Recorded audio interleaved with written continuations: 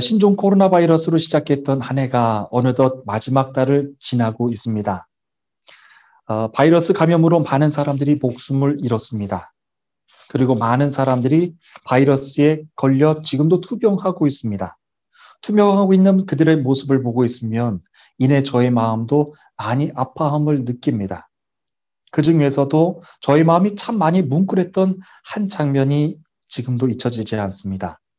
이탈리아 베네치아 인근에 있는 한 양로원에서 비닐 커튼을 사이에 두고 가족들과 만나서 포옹할 수 있도록 장소를 마련해 주었는데요. 한 노부부가 비닐 커튼 사이에서 서로의 손을 맞잡기도 하고 얼굴을 쓰다듬고 포옹을 하는 모습이었습니다. 얼마나 그 모습이 애틋해 보였는지 모릅니다. 그런데 바이러스 때문에 두 노부부는요, 그 투명한 비닐을 사이에 두고 만날 수가 없는 거예요. 그저 투명한 비닐 사이에 두고 서로 손을 잡고 포옹하는 것밖에는 할 수 있는 것이 없었습니다. 저는 그 노부부의 모습을 보면서 어쩌면 하늘에 계신 하나님과 이 세상 사람들도 그렇지 않을까 하는 생각이 들었습니다. 태초에 하나님이 하늘과 땅을 창조하셨을 때 그때는 하루하루가 너무너무 좋으셨습니다. 하나님은요, 동산을 거닐기도 하셨고 아담과 하와는 하나님과 얼굴도 대면할 수 있었습니다. 그때는 죄가 가로막혀 있지 않았습니다. 하지만 사탄으로 말미암아 죄가 세상에 들어왔습니다. 아담과 하와는 더 이상 하나님의 얼굴을 바라볼 수가 없었습니다. 그때 상황을 성경은 이렇게 기록합니다. 동산에 거니시는 여호와 하나님의 소리를 듣고 아담과 그의 아내가 여호와 하나님의 낯을 피하여 동산 나무 사이에 숨은지라. 여호와 하나님이 아담을 부르시며 그에게 이르시되 내가 어디에 있느냐. 자신을 부르시는 여호와 하나님께 아담이 이렇게 대답을 합니다. 이르되 내가 동산에서 하나님의 소리를 듣고 내가 벗었으므로 두려워하여 숨었나이다. 아담은 하나님께 죄를 지었습니다. 죄를 지은 아담은 하나님이 계신 곳으로 나아갈 수가 없었습니다. 하나님의 목소리가 들리는 방향으로도 다가서지 못했습니다. 그때부터 아담에게 가장 큰 어려움이 생기는데요.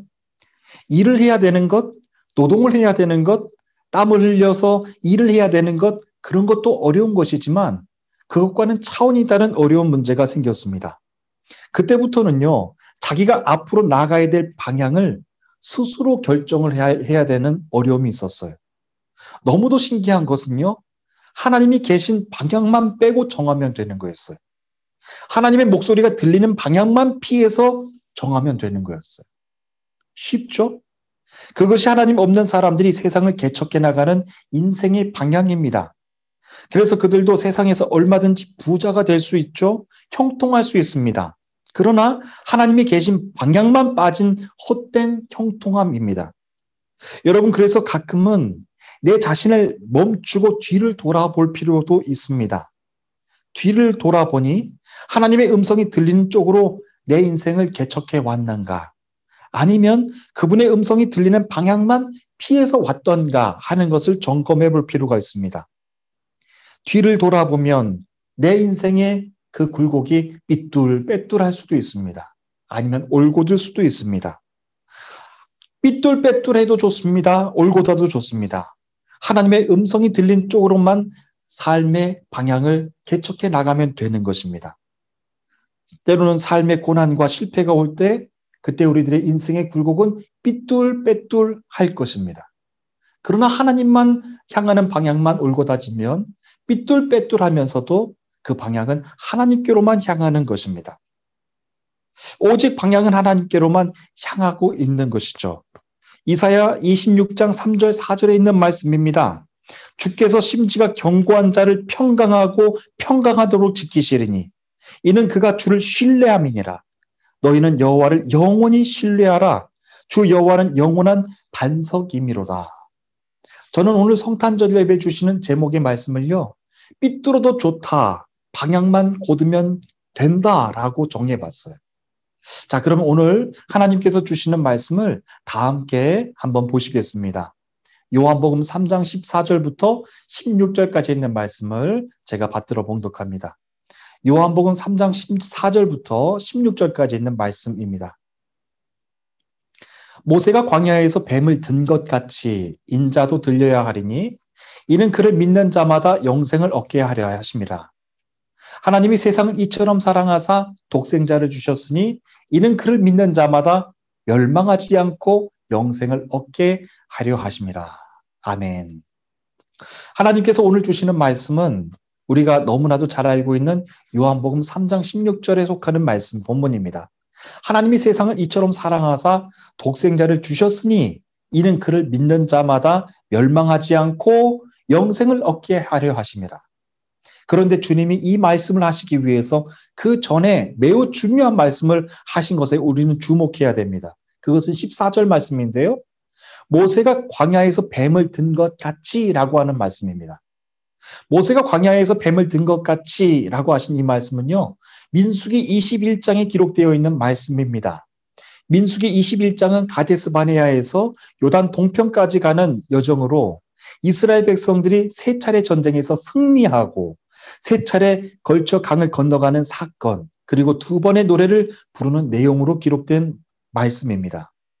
이스라엘 백성이 출애굽하면서 하나님의 권능으로 그들을 쫓아왔던 이집트 군대를 무찔렀습니다. 그리고 홍해를 건넜던 그때 구원의 기쁨을 노래한 모세를 연상하게 하는 말씀입니다.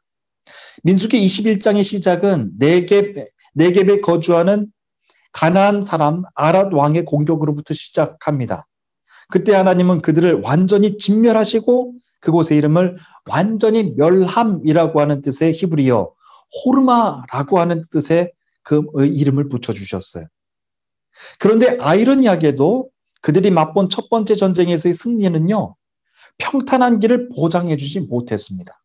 모세가 정면 돌파해서 가장 가까운 길로 가지 않고 요단 동편에 있는 에돔과 모압 땅을 돌아서 갔습니다.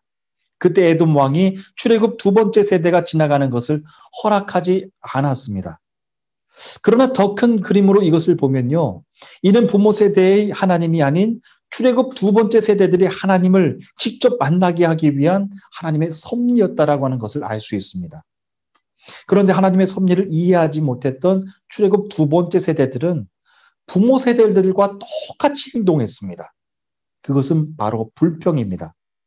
부모 세대들이 광야에서 했던 불평을 자녀 세대들도 똑같이 보고 그대로 따라서 했습니다. 심지어는요, 하나님이 인도해 주셨고 먹여주셨던 만나를 하찮은 음식이라고 하면서 싫어하고 불평하기 시작합니다. 하나님이 주셨던 만나를 하찮은 음식이라고 말합니다. 하나님은 불평을 하는 출애굽 두 번째 세대를 보고서 그때 불뱀을 내려주시죠. 불뱀을 보내주십니다. 그래서 그들이 불뱀에 물려 죽게 하십니다. 그 끔찍한 상황을 봤던 모세는요, 하나님께 매달려 기도하기 시작하는 거예요.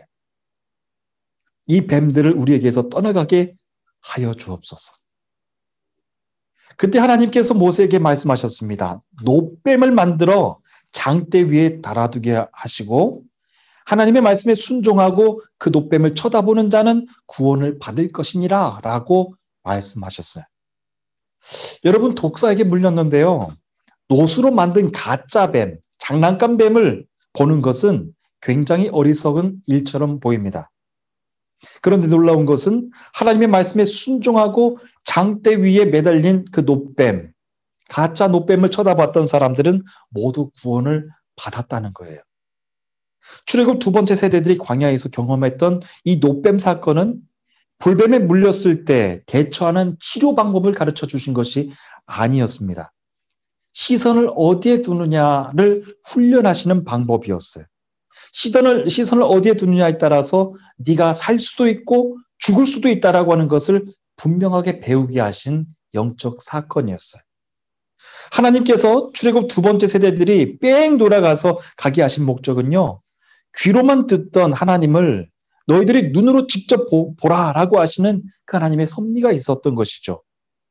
여러분, 믿음은 들으면서 납니다. 맞는 말씀이죠. 반드시 눈으로 하나님이 행하시는 일을 또한 보면서 믿음이 자라나야 됩니다. 이것이 부모 세대들로부터 자녀 세대에게 연결되어져야 되는 영적 사건, 영적 숙제인 것이죠. 욥기 42장 5절 말씀입니다. 내가 주께 대하여 귀로 듣기만 하여 싸우나 이제는 눈으로 주를 배움나이다. 하나님은 아담이 지은 죄 때문에 이스라엘 백성들이 듣지 못했던 하나님의 음성을 다시 들을 수 있기를 바라셨어요. 그러나 거기에서 만족하지 않으시고 하나님은 이스라엘 백성들이 부모 세대들에게서 들었던 그 하나님의 영적 사건들을 이제 너희들이 직접 봐라 라고 하시는 것까지 이스라엘 백성들에게 원하셨던 것이죠.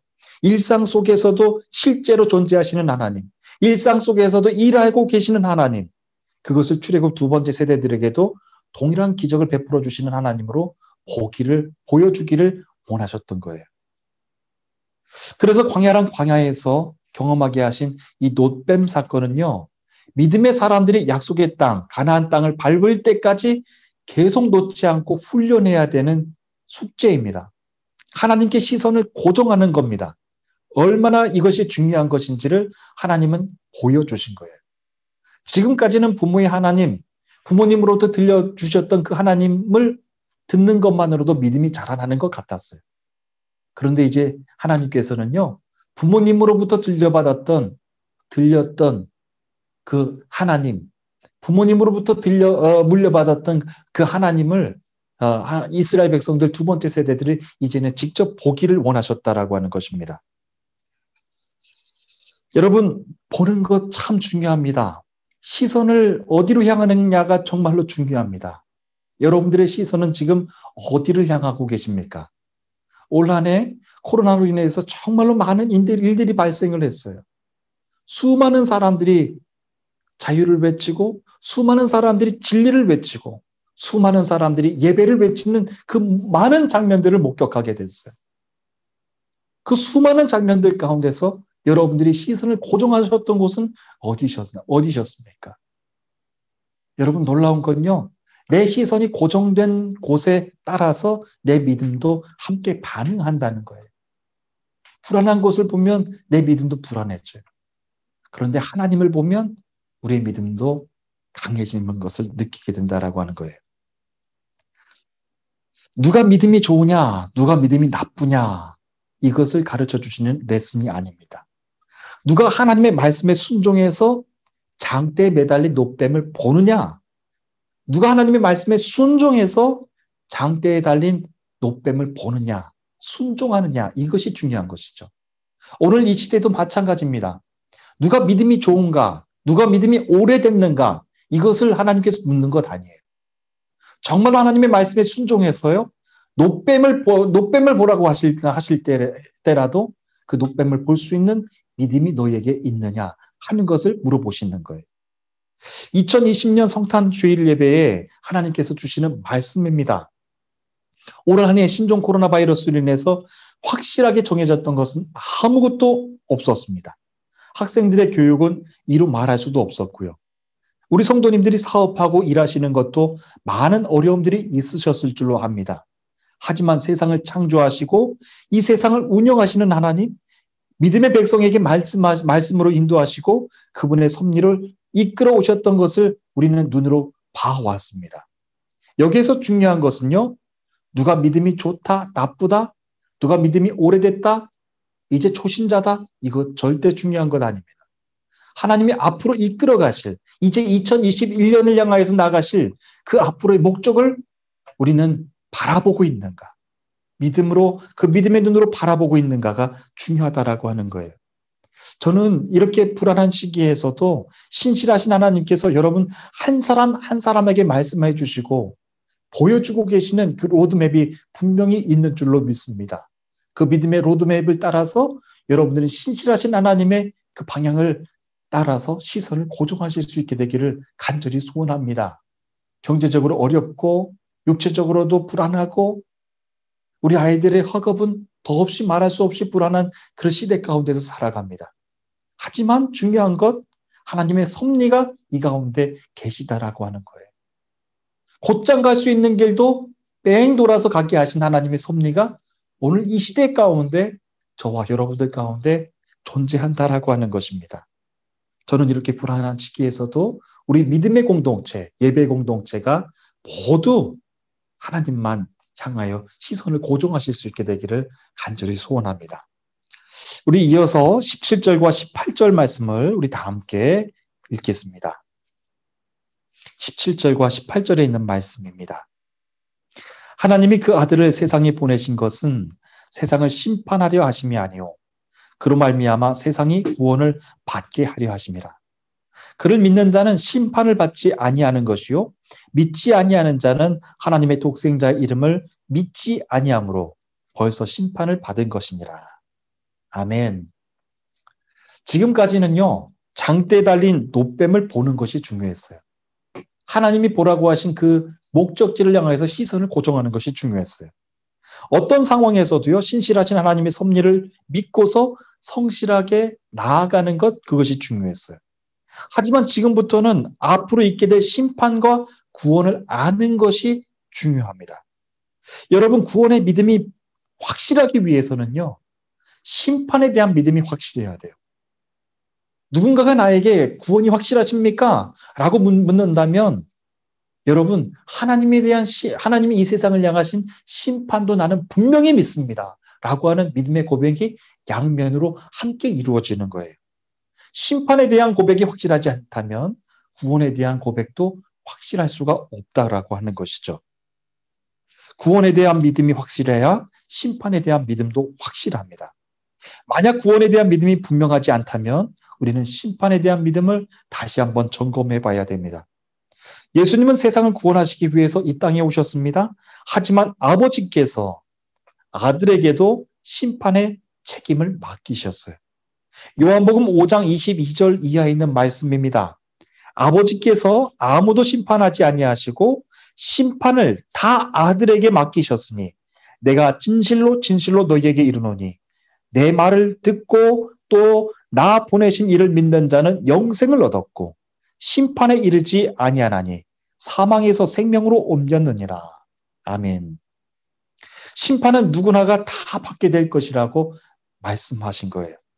그러나 예수 그리스도를 믿음으로 죄를 용서받은 성도들은 불신자들과 또 다른 차원의 심판을 받게 된다고 말씀하셨어요. 그것은 불신자들이 받게 될 영원한 형벌에 대한 심판이 아닙니다. 하나님이 성도들에게 맡겨주신 재능에 대한 심판이에요. 그리고 시간에 대한 관리에 대한 심판이고 물질 사용에 대한 심판이에요. 그리고 은사에 대한 심판, 사람과 사회를 돌보게 하신 이 책임을 심판하면서 물으시는 거예요.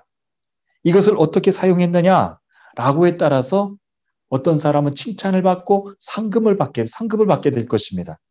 그러나 또 어떤 사람은 책망을 받게 된다라고 하는 거예요.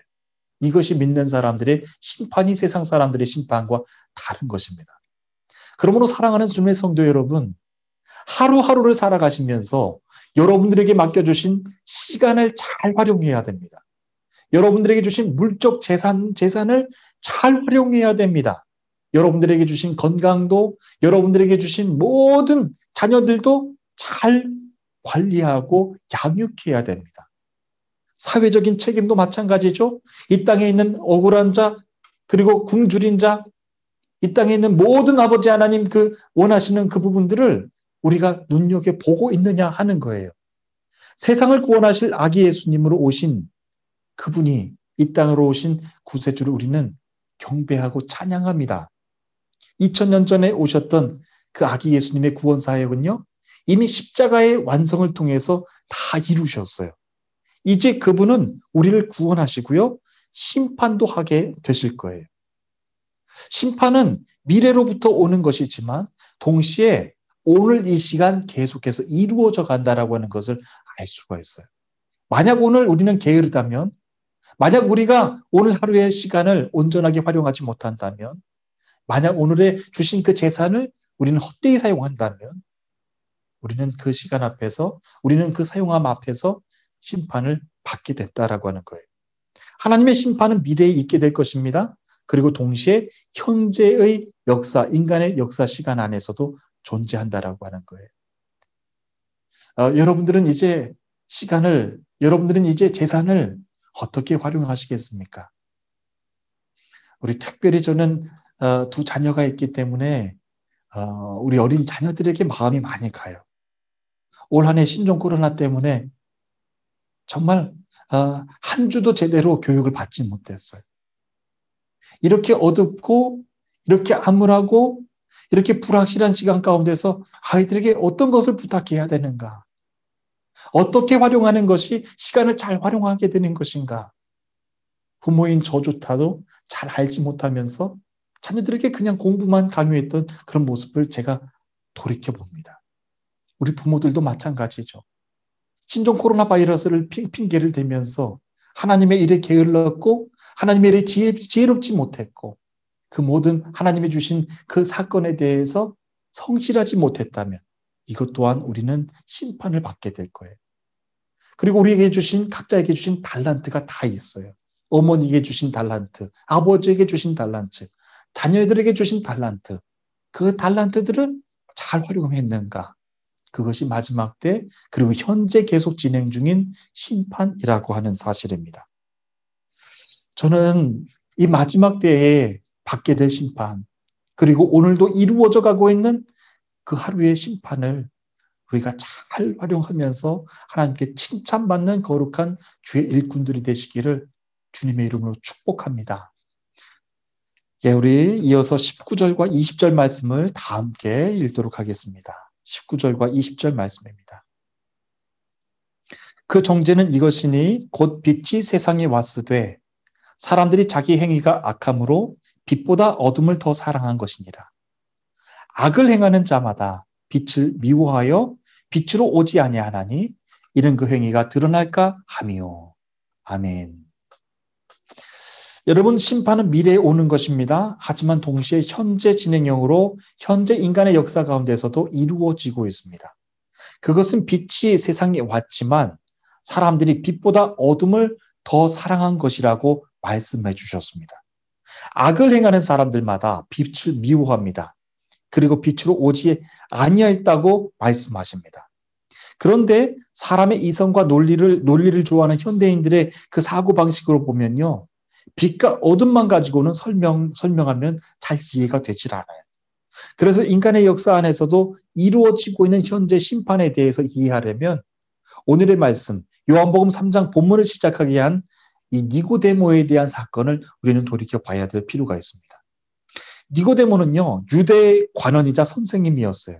그리고 바리새파 사람이었어요. 니고데모는 밤에 예수님을 찾아가서 거듭남을 궁금해서 여쭈어 봅니다. 여기에서 니고데모가 예수님을 찾아갔던 밤과 어둠을 비교할 수 있습니다. 왜 니고데모가 예수님을 낮에 찾아가지 않았을까요? 그리고 밤에 찾아갔을까요? 아마도 자신의 신분 때문이었을 것입니다.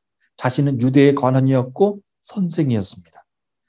그리고 율법에 정통한 바리새파 사람이었는데 예수님께 거듭남을 물어보는 것이 사뭇 자존심이 상했을 것입니다.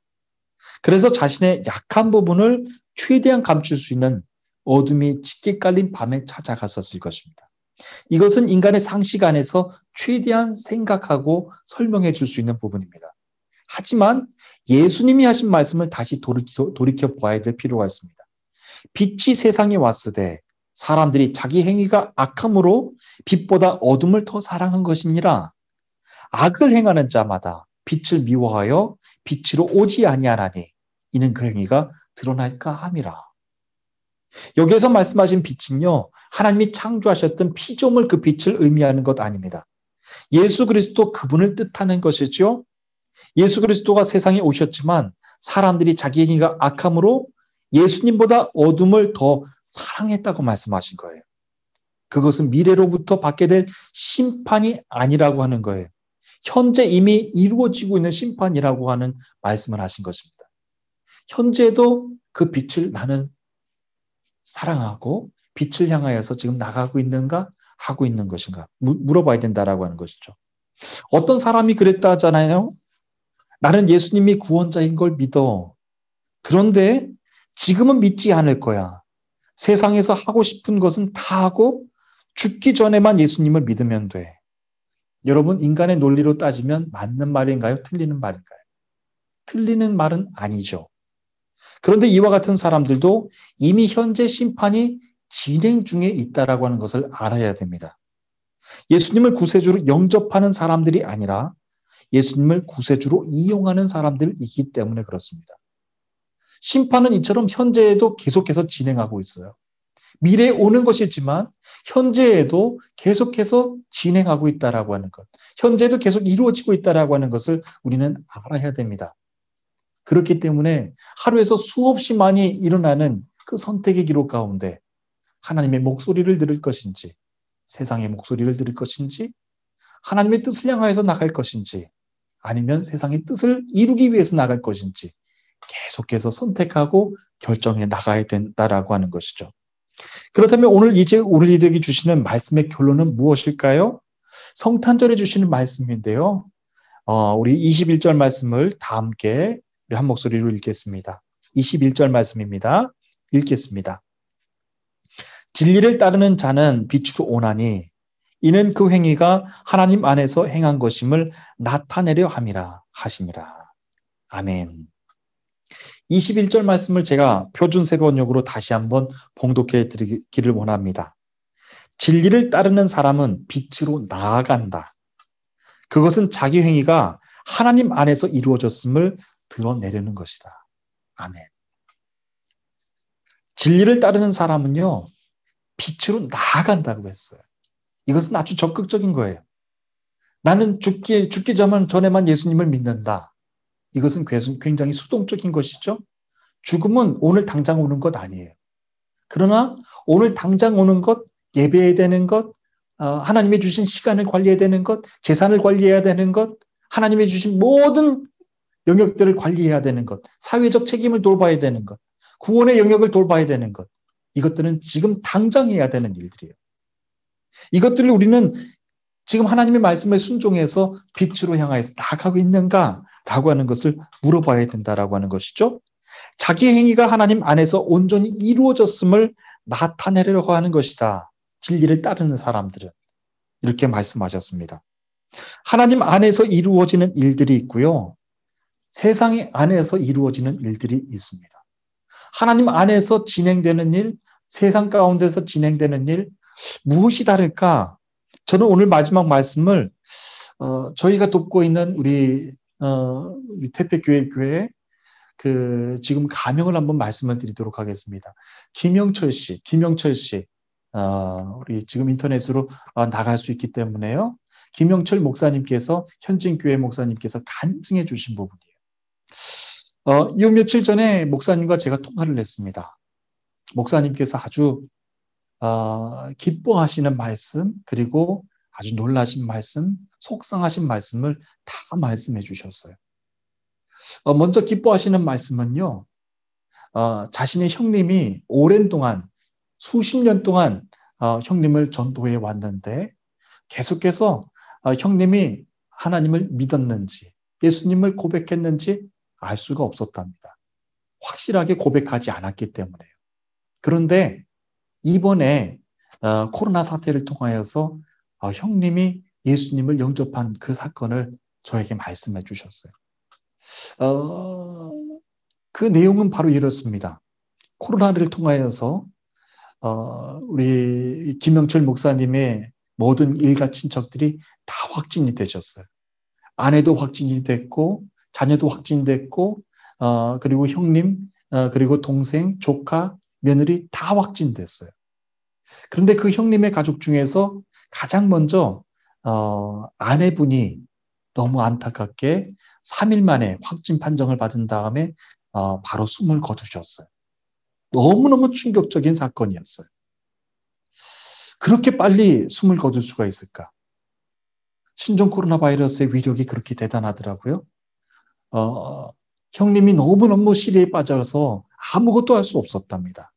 그런데 우리 김영철 목사님께서 수십 년 동안을 그렇게 전도해 왔고 때마다 예수님의 그 영상, 예수님의 비디오를 이렇게 틀어드렸고 예수님의 비디오를 이렇게 그분의 가정 가운데 이렇게 놓고 이렇게 왔다고 이렇게 하는 것이죠. 그러면서 계속해서 예수님을 전도해 오셨는데 이번에 그 사건을 통하여서 형님을 더 정성껏 섬겨야 되겠구나. 형님을 더욱더 잘 섬겨야 되겠구나라고 하면서 이틀에 한 번꼴, 3일에 한 번꼴로 형님을 찾아가서 필요한 것을 다 치워드렸답니다. 그런데 어느 날 그 형님의 조카가 그 형님 가정에 찾아와서 이제 큰아버지죠. 큰아버지 댁에 와서 형님을 이제 위로해 드리려고 왔는데 형님이 오랜 시간 동안 아무 말씀하시지 않다가 예수님, 우리 김영철 목사님께서 계속해서 우리 전도하셨고 계속해서 그렇게 알려주셨던 예수님 영화를 조카에게 틀어주시면서 예수님을 믿으라고 그렇게 말씀을 하셨다는 거예요. 우리 김영철 목사님께서 너무너무 놀라면서 저에게 말씀해 주시는 거예요. 나는 형님이 예수님을 영접했는지 아니면 안 했는지 분명하지 않아서 확실하게 몰랐다.